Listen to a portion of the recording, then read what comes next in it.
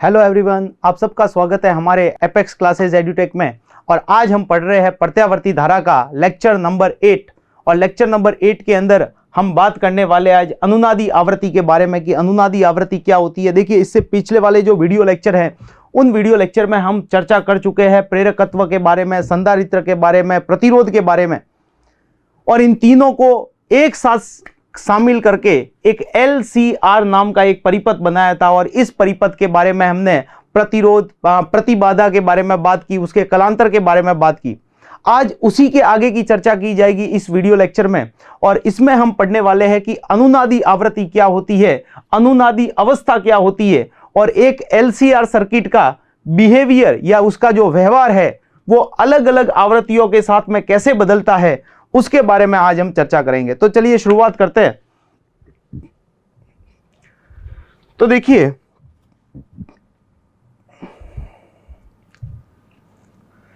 अगर LCR परिपथ की बात करें तो LCR परिपथ के लिए प्रतिबाधा, और ये प्रतिबाधा का फॉर्मूला हमारे पास था Z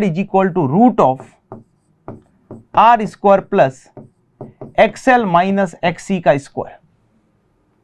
यही था जो पिछले वीडियो लेक्चर में हमने पढ़ा था। वो ये डेरिवेशन हमने देखा था कि प्रतिबाधा जो होती है वो प्रतिबाधा Z √R² plus XL minus XC होती है।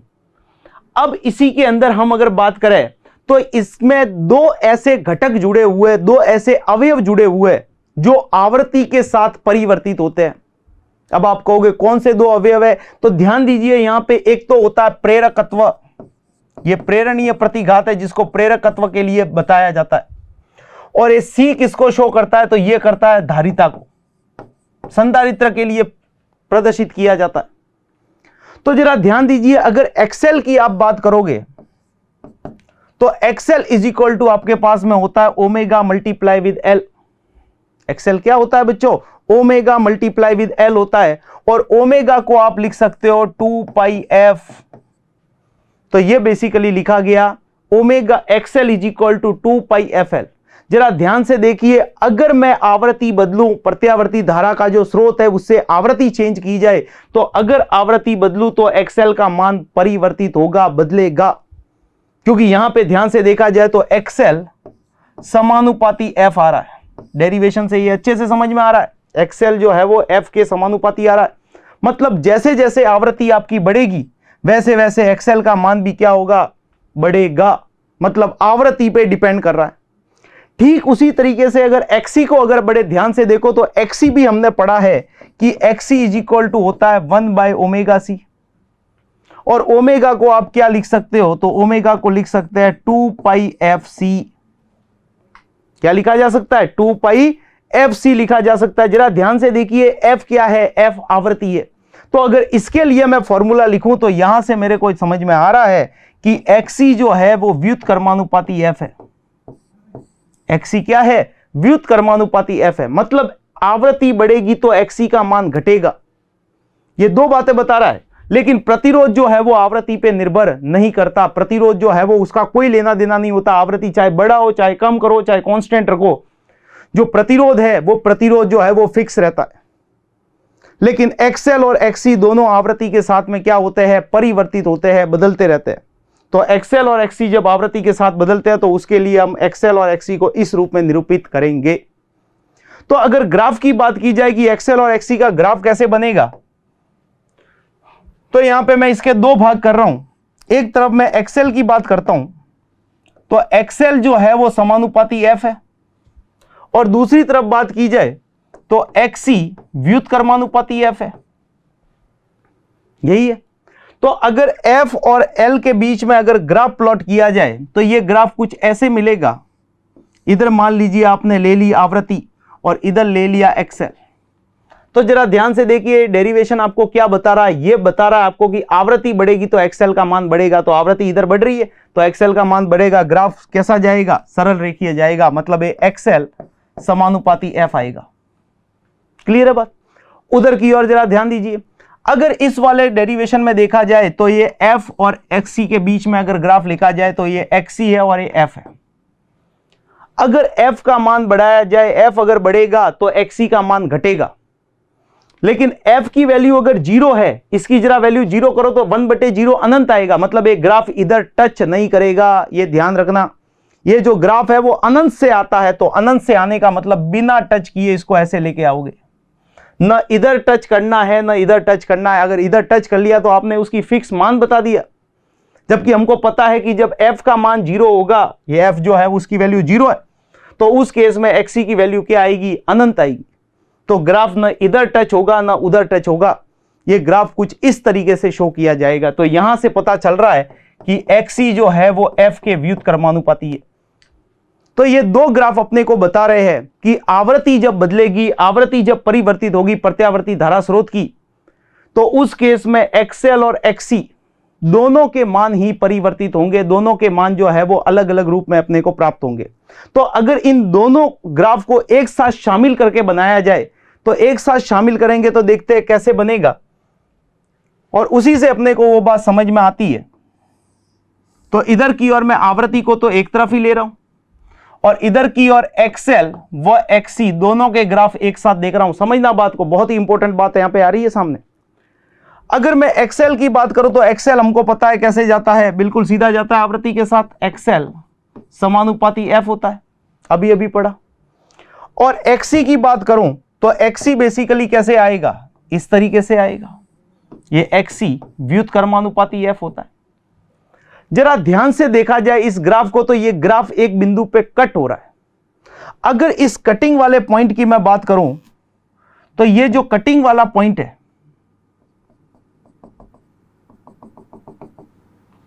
ये वाला, यहां पर अगर ध्यान से देखा जाए तो XC का मान कम हो रहा है, XL का मान बढ़ रहा है। इस वाले पॉइंट के ऊपर XC और XL दोनों बराबर हो जाएंगे।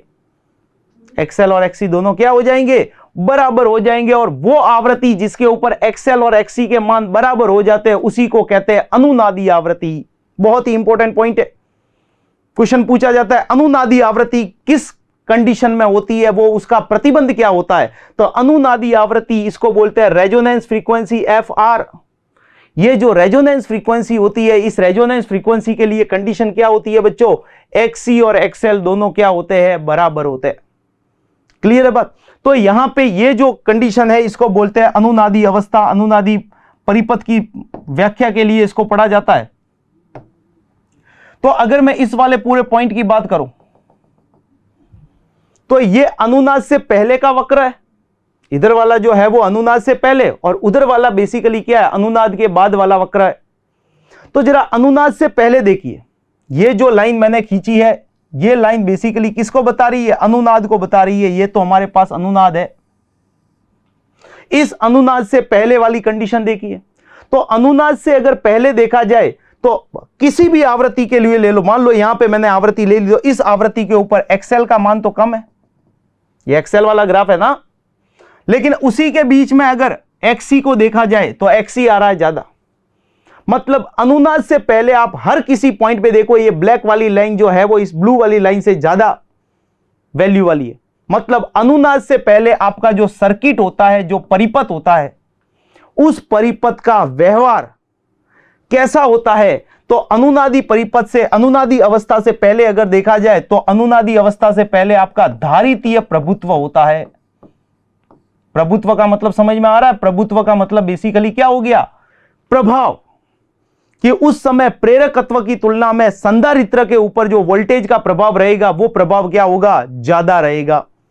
तो अनुनाद से पहले आपके सर्किट का बिहेवियर कैसा होता है, धारितीय प्रभुत्व होता है, क्योंकि धारिता का मान ज्यादा रहता है, XC का मान ज्यादा रहता है, धारितीय प्रतिघात का मान ज्यादा रहता है। अगर बात की जाए इस अनुनाद से बाद वाले की, तो अनुनाद से अगर बाद वाले की बात की जाए तो अनुनाद के बाद में देखा जाए तो ये ब्लैक लाइन कम हो रही है और ब्लू वाली लाइन बढ़ रही है। मतलब प्रेरणीय प्रतिघात ज्यादा होता है। तो अनुनाद के बाद में आपके सर्किट का जो बिहेवियर है वो बेसिकली प्रेरणीय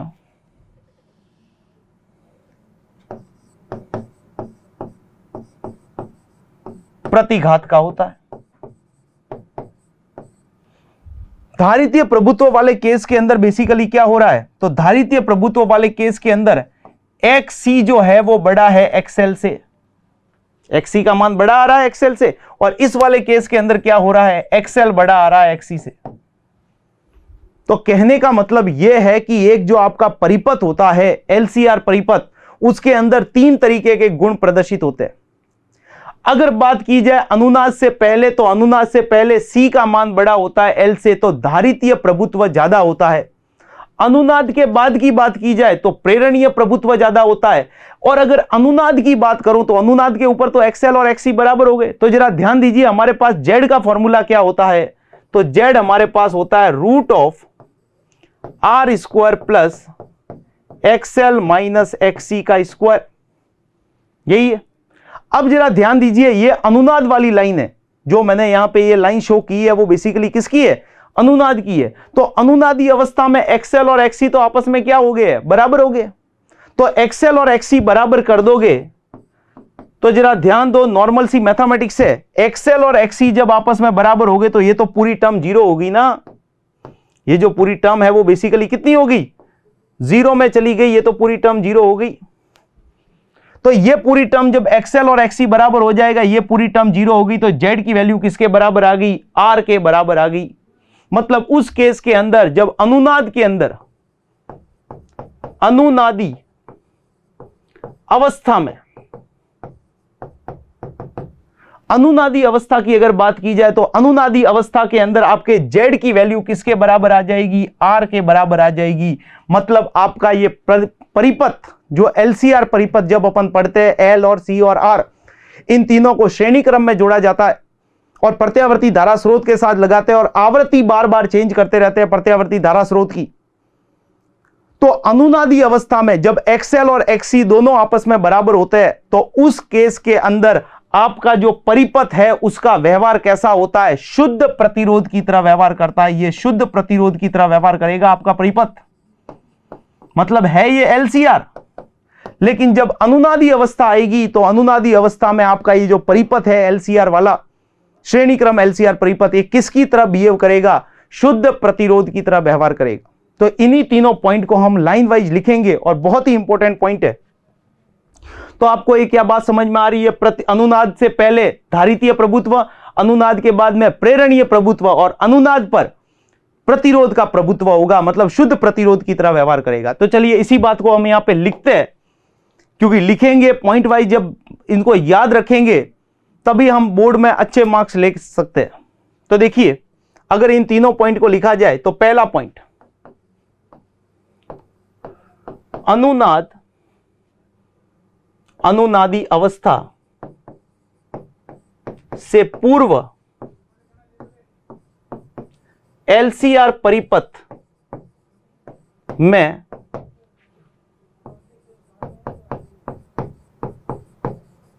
धारितीय प्रभुत्व होता है। और ऐसा क्यों होता है, क्योंकि XC बड़ा होता है XL से। XC क्या होता है बच्चों, बड़ा होता है किससे, XL से। दूसरी बात, अनुनादी अवस्था के बाद LCR परिपथ में प्रेरणीय प्रभुत्व होता है। और ऐसा क्यों होता है, क्योंकि XL बड़ा हो जाता है XC से। XL क्या होता है बच्चों, बड़ा हो जाता है XC से, ग्राफ हमने देखा ही है। और तीसरा केस जिसको अनुनादी अवस्था कहते हैं, तो अनुनादी अवस्था पर, अनुनादी अवस्था पर LCR परिपथ में प्रतिरोध प्रभुत्व होता है। प्रभुत्व का मतलब बेसिकली आपको समझ में आ रहा है, प्रभुत्व का बेसिक मतलब हो गया कौन प्रभावी है, कौन ज्यादा इफेक्टिव आ रहा है, उस इफेक्टिवनेस को बताने के लिए हम प्रभुत्व वर्ड काम में ले रहे।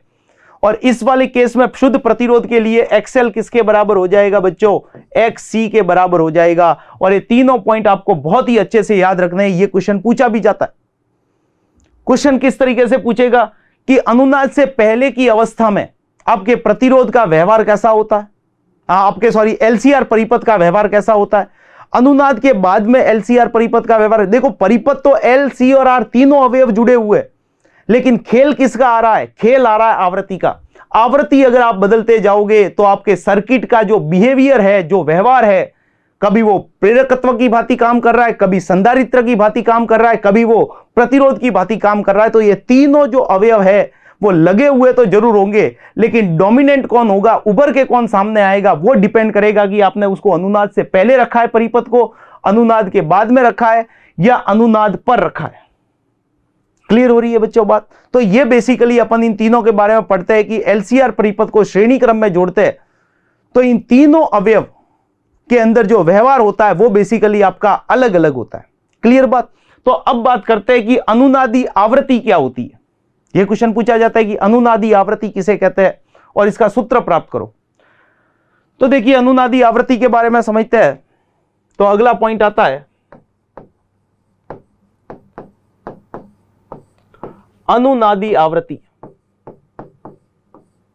जिसको बोलते हैं ओमेगा आर। आर वर्ड क्यों काम में लिया जा रहा है? आर का मतलब रेजोनेंस, रेजोनेंस का मतलब आवृत्ति से होता है। तो अनुनादी आवृत्ति जिसको अपन ओमेगा आर से शो करते हैं, क्या लिखी जाएगी अनुनादी आवृत्ति की डेफिनेशन क्या लिखी जाएगी? तो अनुनादी आवृत्ति की डेफिनेशन आप लिख सकते हो कि एलसीआर श्रेणी क्रम परिपथ में जब एक्सएल बराबर एक्ससी हो जाता है तो प्रत्यावर्ती धारा स्रोत की आवृत्ति को अनुनादी आवृत्ति कहते हैं।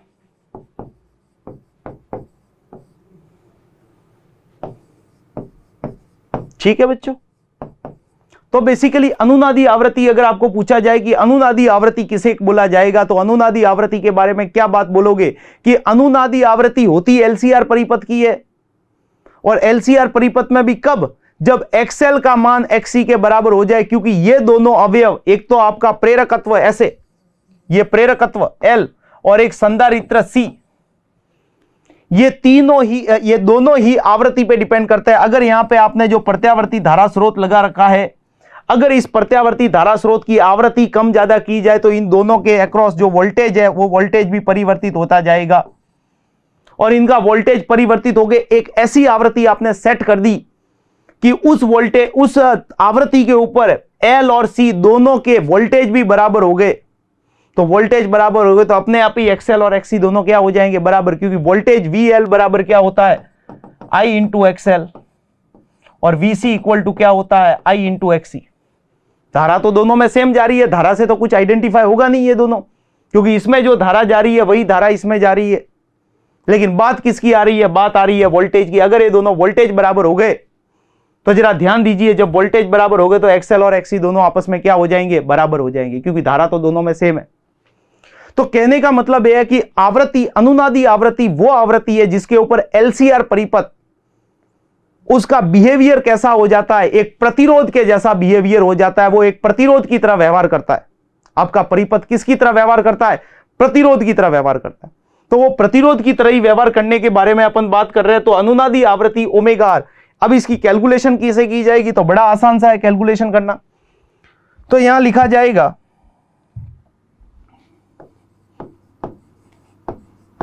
अनुनादी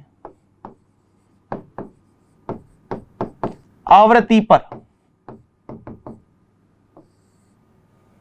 या फिर अनुनादी अवस्था पर आवृत्ति निकाल रहे हैं तो पहले अनुनादी अवस्था पर लिखते हैं। चलिए, अनुनादी अवस्था पर।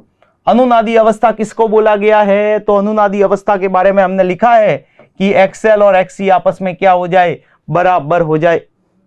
तो अनुनादी अवस्था के लिए एक्सएल और एक्सी आपस में क्या होने चाहिए, बराबर होने चाहिए। अब हमें पता है, वी नो दैट, हम अच्छे से जानते हैं, पुराने वाले वीडियो लेक्चर में अपन पढ़ चुके हैं कि एक्सएल बेसिकली कितना होता है, ओमेगा एल होता है, और एक्सी की वैल्यू कितनी होती है, तो एक्सी होता है 1/ω/c। इन दोनों की वैल्यू को उठा करके यहां फेंक दो, तो देखो जरा रिजल्ट क्या आता है। रिजल्ट आएगा आपका omega L is equal to 1/ω/c, यही लिखा जाएगा। ओमेगा को फेंको इधर तो एल को फेंक दो उधर, तो यह लिखा गया omega square is equal to 1/LC। आपको ओमेगा निकालना है तो ओमेगा निकालोगे तो उधर रूट आ जाएगा, तो इसको मैं नेक्स्ट स्लाइड पे ले रहा हूं। तो ओमेगा आपका आ गया 1/√LC, और इस ओमेगा को आप यहां पे भले ही चाहो तो आर लगा दो, इस आर का मतलब रेजोनेंस से है, जो मैंने पहले ही बता दिया है। तो omega R is equal to आ जाएगा 1/√LC। अगर आपसे पूछा जाए कि ये ओमेगा आर क्या है, तो ओमेगा आर को क्या बोलोगे, ओमेगा आर कहलाता है अनुनादी आवृत्ति। क्या कहलाता है बच्चों, अनुनादी आवृत्ति कहलाता है। अगर आपसे पूछा जाए एल क्या है, तो एल क्या है, प्रेरकत्व या स्वप्रेरण गुणांक, ठीक है ना। इसको और अच्छे से लिखे तो स्वप्रेरण गुणांक लिखेंगे, कुंडली का स्वप्रेरण गुणांक। और अगर आपसे पूछा जाए सी क्या है, तो क्या बताओगे, संधारित्र की धारिता, संधारित्र की धारिता। जो संधारित्र उस एलसीआर सर्किट में आपने काम में लिया है, उस संधारित्र की क्या होगी बच्चों, धारिता होगी। अब कई बार तो कोणीय आवृत्ति निकाली है, ये बेसिकली आपकी कौन सी आवृत्ति है, कोणीय आवृत्ति है। ओमेगा को बेसिकली कोणीय आवृत्ति के लिए शो किया जाता है, तो इसको बेसिकली क्या बोला जाता है, कोणीय आवृत्ति। अगर रेखीय आवृत्ति निकालनी है, वो भी आप निकाल सकते हो। ओमेगा का दूसरा नाम क्या होता है, कई बार बता चुका हूं कि ओमेगा का दूसरा नाम होता है 2πf। इस ओमेगा को लिख रहा हूं, ओमेगा को क्या लिखा जा सकता है, 2πf, और रेजोनेंस निकाल रहे हैं तो आर लिख लो, ठीक है। और आगे वाली फॉर्मूला तो एज इट इज रहेगा 1/√LC। तो अगर मैं यहां पे रेजोनेंस फ्रीक्वेंसी निकालूं, तो रेजोनेंस फ्रीक्वेंसी बेसिकली 2π को उधर भेज दो, तो ये बन गया 1/2π√LC। ये आपकी आ गई रेजोनेंस फ्रीक्वेंसी। इसको बोलते हैं अनुनादी रेखीय आवृत्ति। क्या बोला जाता है बच्चों इसको, अनुनादी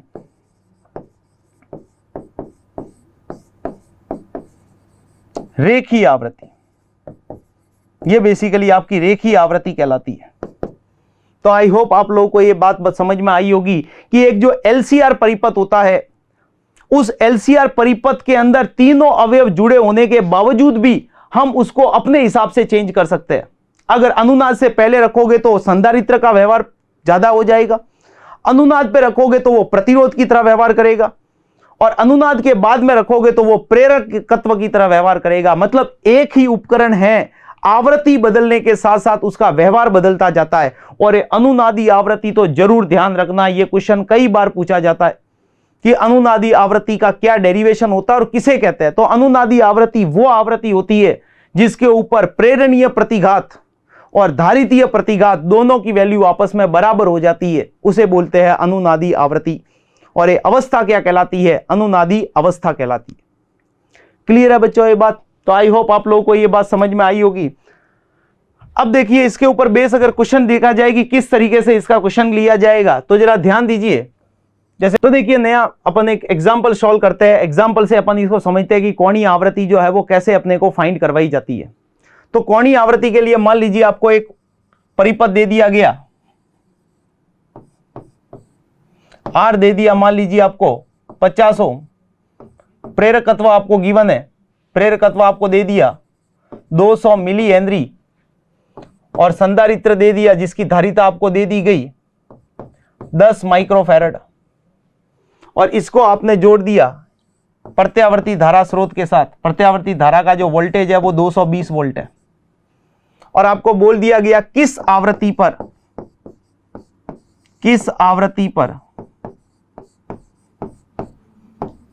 परिपथ का व्यवहार प्रतिरोध की तरह होगा। प्रतिरोध की भांति होगा। तो देखिए क्वेश्चन थोड़ा घुमा के पूछा है, अनुनादी आवृत्ति कहीं वर्ड लिखा ही नहीं है, लेकिन पूछा ये बेसिकली अनुनादी आवृत्ति का ही क्वेश्चन है। क्या पूछा गया है कि किस आवृत्ति पर, मतलब वो आवृत्ति पता करो जिस पर कि इस परिपथ का जो व्यवहार है वो व्यवहार बेसिकली किसकी तरह होगा, प्रतिरोध की तरह होगा। तो मेरे को बताइए प्रतिरोध की तरह व्यवहार कब करता है, जब XL और XC दोनों आपस में क्या होते हैं, बराबर होते हैं। यही तो बताया गया आपको कि XL और XC जब आपस में बराबर होंगे उसी समय तो परिपथ के प्रतिरोध की तरह व्यवहार करेगा वो। जरा ध्यान से देखिए, Z इज इक्वल टू हमारे पास में क्या होता है, Z इज इक्वल टू होता है root of R square plus XL minus XC का स्क्वायर, यही होता है। अब देखिए Z की वैल्यू R के बराबर कब आएगी, क्वेश्चन यही तो पूछ रहा है कि किस आवृत्ति पर व्यवहार जो है, किस आवृत्ति पर व्यवहार जो है वो प्रतिरोध की तरह होगा, मतलब Z किसके बराबर हो जाए, R के बराबर। तो थोड़ी गणित लगाइए, यहां से अगर मैं XL और XC दोनों को आपस में बराबर कर दूं, XL और XC दोनों को आपस में क्या कर दिया जाए, बराबर कर दिया जाए, तो बराबर करते ही Z की वैल्यू किसके बराबर आ जाएगी, R के बराबर आ जाएगी। तो Z की वैल्यू R के बराबर होने के लिए आपको बेसिकली ये किस आवृत्ति का, मतलब किसकी बात कर रहा है, वो अनुनादी आवृत्ति की बात कर रहा है, ठीक है ना। तो किसकी बात की जा रही है, अनुनादी आवृत्ति की बात की जाती है। तो अनुनादी आवृत्ति कैसे निकालेंगे, तो अनुनादी आवृत्ति के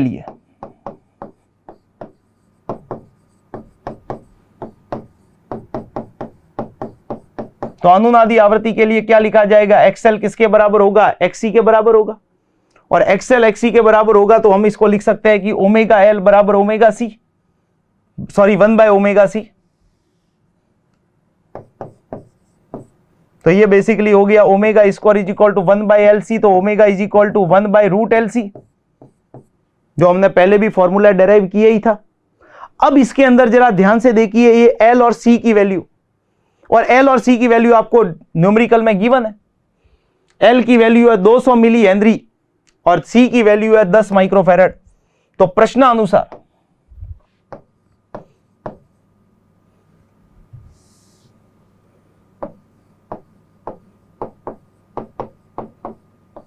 L कितना दे रखा है आपको, L दे रखा है आपको 200 मिली हेनरी, तो ये हो गया 200 मिली हेनरी। मिली को जरा कन्वर्ट करो तो बेसिकली क्या लिखा जाएगा, 10 की घात -3 हेनरी। कितना हो जाएगा बच्चों, 10 की घात -3 हेनरी। और कैपेसिटर कितना दे रखा है, 10 माइक्रोफैरड। तो कैसे लिखेंगे, C बराबर 10 इंटू 10 की घात -6 फैरड, यही हुआ। तो अगर वैल्यू लिखी जाए तो ओमेगा बराबर आ जाएगा 1/√LC। तो ओमेगा इज इक्वल टू क्या लिखा जाएगा, 1/√L की वैल्यू कितनी है बच्चों, 200 इंटू 10 की घात -3 इंटू C की वैल्यू कितनी आ रही है, C की वैल्यू आ रही है 10 इंटू 10 की घात -6। ठीक, तो अगर इसको सॉल्व किया जाए तो देखो थोड़ा कॉम्प्लिकेट आंसर तो आ रहा है। तो इसको बेसिकली लिखा जाए तो ये 2 जीरो से कट गया तो 10 की घात -1 बचा, 10 की घात -1 से ये 10 की घात -1 ये भी कैंसिल आउट हो गया। जरा ध्यान से देखिए क्वेश्चन को, अगर थोड़ा सा सही से देखा जाए तो आसानी से सॉल्व हो जाता है। ये 2 जीरो और ये 0, 3 जीरो हो गए, ये तीनों जीरो मिलकर के इसको कैंसिल आउट कर लेंगे। तो अंदर बच गया √2 इंटू 10 की घात -6। कितना आया, √2 इंटू 10 की घात -6। जब -6 के रूट को बाहर लोगे तो ओमेगा इज इक्वल टू लिखोगे 1/√2 इंटू 10 की घात -3, यही लिखी जाएगी। तो 10 की घात -3 को अगर लिखोगे तो 10 की घात +3 मतलब 1000 ऊपर चला जाएगा। 10 की घात -3 को ऊपर लेके चले गए +3 तो 1000 हो गया, डिवाइड बाय √2।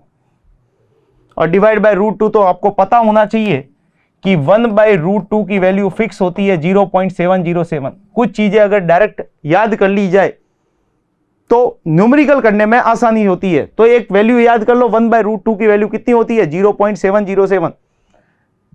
तो ओमेगा इज इक्वल टू कितना हो जाएगा, 0.707 इंटू 1000 तो 1000 से इसको कैंसिल आउट करेंगे तो ये आ गया 707 रेडियन बाय सेकेंड। ये बेसिकली आपका ओमेगा आ गया। तो आई होप आप लोगों को ये बात समझ में आई होगी कि ओमेगा बेसिकली किस तरीके से अपन फाइंड करते हैं। क्लियर है बात। अब इसके अंदर देखिए एक क्वेश्चन और काफी इंपॉर्टेंट क्वेश्चन है, उसके बारे में भी ध्यान रखना। कॉन्सेप्चुअल क्वेश्चन जो अक्सर कई बार जो है वो पूछा जाता है एग्जाम में। और क्वेश्चन क्या है कि ऐसा क्यों होता है कि एक संधारित्र जो होता है वो एसी को तो जाने देता है लेकिन डीसी को रोक लेता है। काफी इंपॉर्टेंट क्वेश्चन है, बहुत बार पूछा जाता है एग्जाम के अंदर। तो उस क्वेश्चन को मैं पूरा लिख रहा हूं कि क्या कारण है कि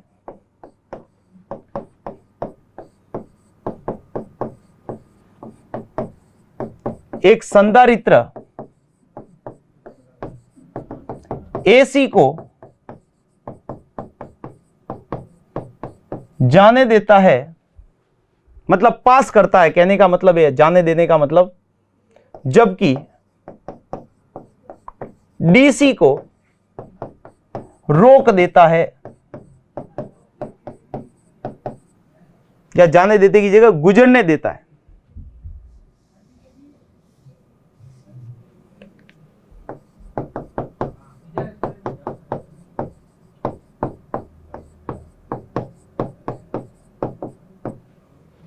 तो यह क्वेश्चन कई बार एग्जाम में पूछा जाता है और बहुत ही इंपॉर्टेंट क्वेश्चन है कि एसी को तो जाने देगा एक संधारित्र जबकि डीसी को ब्लॉक कर देगा, रोक देगा, ऐसा क्यों होता है। तो जरा ध्यान दीजिए, अगर संधारित्र के बारे में बात की जाए तो एक संधारित्र जो होता है उस संधारित्र के अंदर कुछ प्रतिघात उत्पन्न होता है और उस प्रतिघात को अपन एक्सी कहते हैं।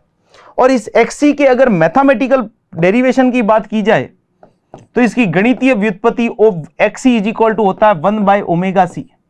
और ओमेगा को हम क्या लिख सकते हैं, तो लिख सकते हैं 2 पाई एफ इंटू सी, 1/2 पाई एफ इंटू सी हो जाएगा।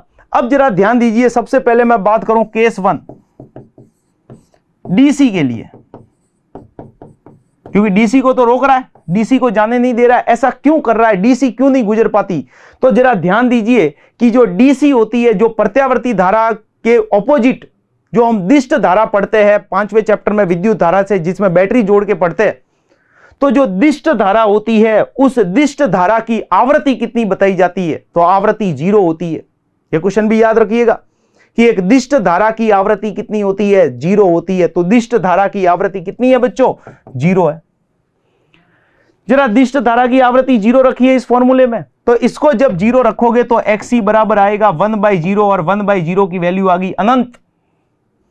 1/0 क्या आएगा आपका, अनंत आएगा। इसका मतलब क्या हुआ, इसका मतलब यह हुआ कि यह संधारित्र डीसी के लिए अनंत प्रतिरोध उत्पन्न कर रहा है। जरा ध्यान से देखिए, धारितीय प्रतिघात अनंत आ रहा है। धारितीय प्रतिघात का मतलब क्या हो गया, यह रुकावट पैदा कर रहा है, यह उसको रोकने का काम कर रहा है। अनंत प्रतिरोध का मतलब क्या हो गया, धारा का एक भी अंश गुजर नहीं पाएगा इसके अंदर से, तो डीसी तो रुक जाएगी। अब दूसरी तरफ एसी को भी देख लेते हैं। तो अगर एसी की बात की जाए तो एसी के लिए, तो एसी की जो आवृत्ति होती है वो 0 तो नहीं होती, 50 हर्ट्ज है, 60 हर्ट्ज है, 70 हर्ट्ज है, कुछ भी हो सकती है, लेकिन 0 के बराबर नहीं होगी। और 0 के बराबर नहीं होगी तो फॉर्मूला होता है एक्सी बराबर 1/2 पाई एफ सी। जब आवृत्ति 0 नहीं है, कुछ वैल्यू है, तो बताइए एक्सी का मान कभी अनंत आ सकता है क्या, पॉसिबल ही नहीं है। क्योंकि एफ का मान जब 0 होगा तभी एक्सी का मान अनंत आएगा। लेकिन यहां पे जरा ध्यान दीजिए, एफ का मान 0 के बराबर नहीं है। एफ जब 0 के बराबर नहीं है, इसका मतलब एक्सी का मान रोकने का प्रयास तो करेगा, लेकिन वो रुकावट अनंत नहीं होगी। और अनंत नहीं हुई, इसका मतलब क्या समझे कि धारा को गुजरने देगा। मतलब प्रत्यावर्ती धारा जो एसी है वो तो चल जाएगी, उसके अंदर से पास हो जाएगी, लेकिन जो डीसी है वो ब्लॉक हो जाएगी, वो रुक जाएगी। क्योंकि उसके लिए एक संधारित्र कितना प्रतिरोध उत्पन्न करता है, अनंत प्रतिरोध उत्पन्न करता है। तो इस बात को अगर प्रॉपर वे में लिखे तो लिखा जाएगा, जब एक संधारित्र को डीसी स्रोत से जोड़ा जाता है तो यह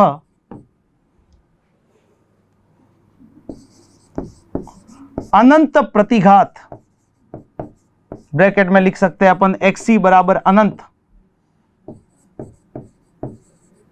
उत्पन्न करता है, जबकि AC के लिए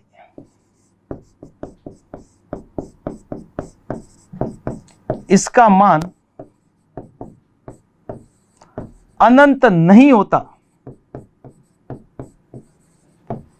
अतः AC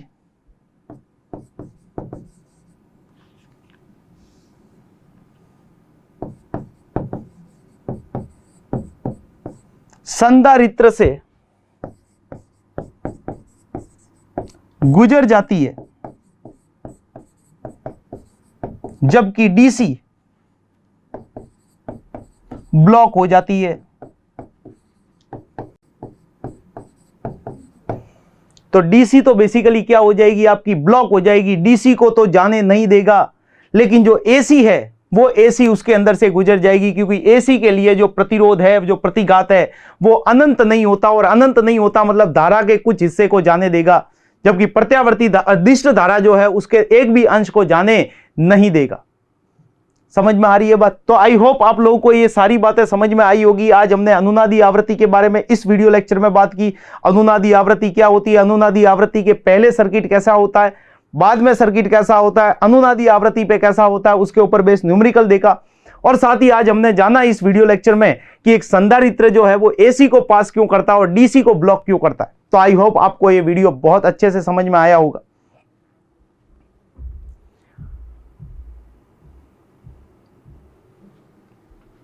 तो अगर आपको ये वीडियो अच्छा लगा हो, ज्ञानवर्धक लगा हो, आपको सही में समझ में आई हो सारी बातें, तो थैंक यू। सब्सक्राइब करें हमारा apex classes edutech YouTube channel, साथ ही बेल आइकन को क्लिक करना बिल्कुल ना भूलें, ताकि आगे आने वाले सभी यूट्यूब वीडियोस की अपडेटेड नोटिफिकेशंस सबसे पहले आपको मिले। Apex classes edutech, subscribe now.